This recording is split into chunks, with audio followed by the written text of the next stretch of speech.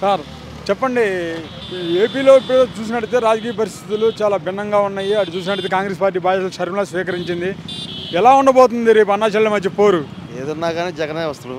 జగన్ భూషాపాలు గెలుస్తాడు కంపల్సరీగా. అంత గట్టిగా ఎలా చెప్తున్నారు జగన్ మళ్ళీ వస్తాడని? కంపల్సరీ గెలుస్తాడు. కాకపోతే సీట్లు కొద్దిగా తగ్గినా కానీ పోయినసారి రాకపోయినా గెలుస్తాడు. సేమ్ అవుతుంది జగన్.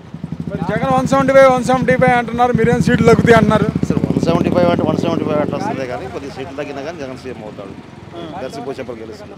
కానీ ఇక్కడ మీరు తెలుగుదేశం జనసేన కలిసి ఉన్నాయి, వాటితో పాటు కాంగ్రెస్ పార్టీ కూడా కలిసి అప్పుడు జగన్ కాంగ్రెస్ గెలిచినా కాంగ్రెస్కు ఉన్నా కానీ ఎవరు క్యాండిడేట్ ఉన్నా కానీ మేము ఓట్లేం పడవలేదు, జగన్కే పడతాయి. కానీ ఇక్కడ ఏదైతే ఉందో రాజశేఖర రెడ్డి గారి కూతురు షర్మిల బాధ్యతలు స్వీకరించింది కదా, ఎందుకు పడవంటారు ఓట్లు? రాజశేఖర రెడ్డి గారి కూతురు అయినా సరే జగన్ మీద అభిమానం ఉంది. జగన్ మీద జగన్కే ఓట్లు వేస్తారు. కాంగ్రెస్ ప్రభుత్వం ఆడుంది. అక్కడ మీకు ఏదైనా లబ్ధి పొంది ఉంటేనే మీరు నాకు ఓటేయమని ఆయన జగన్మోహన్ రెడ్డి గారు అడుగుతున్నారు. అంతేగాని వాళ్ళు వచ్చారు వీళ్ళు వచ్చారని కాదు. ఎవరు వచ్చినా నా లబ్ధి మీకు ఏదన్నా చేకూరితేనే నాకు ఓటేసి నాకు అండగా నిలబడమని జగన్మోహన్ రెడ్డి గారు కోరుతున్నారు. అంతేగాని ఈ వాళ్ళందరికీ భయపడి కాదు, ఇంకోటి కాదు. కానీ ఇక్కడ ఇప్పుడు 3 పార్టీలు ఏకమై ఉన్నాయి కదా, వాటిని ఎదుర్కోవడం అనేది 3 పార్టీలు ఏకమైనా కూడా వాళ్ళందరికీ కూడా ఈ లబ్ధి పొందింది జగన్ ద్వారా అయితే జగన్కి వేస్తారు. టీడీపీ ద్వారానో లేకపోతే జనసేన ద్వారానో లబ్ధి పొందిన వాళ్ళకి జనసేనకి వేస్తారు. అంతేగాని జనసేన దీనికి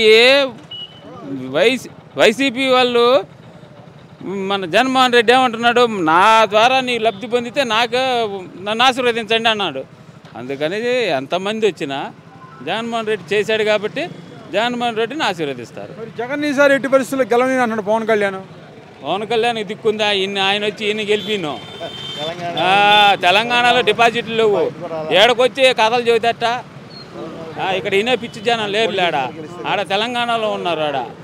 మరి ఇప్పుడు నారా లోకేష్ అంటున్నాడు, నా దగ్గర ఒక రెడ్ బుక్ ఉంది, వైసీపీ నాయకులు మొత్తం పేర్లు రాసి పెట్టినాను, రేపు మేము అధికారంలోకి వస్తే వాళ్ళందరూ రోడ్ల మీద పరిగెత్తిస్తానంటున్నాడు. ఎవరు ఎక్కువ కేసులు పెట్టుకుంటే వాళ్ళకి పదవులు ఇస్తానన్నాడు కదా. వాళ్ళ అయ్య జైల్లో ఉన్నాడుగా, వాళ్ళ అయ్యకి ఇంకెంత పదవి ఇస్తాడు? మా వైసీపీ నాయకుల సంగతి అట్టుంచు.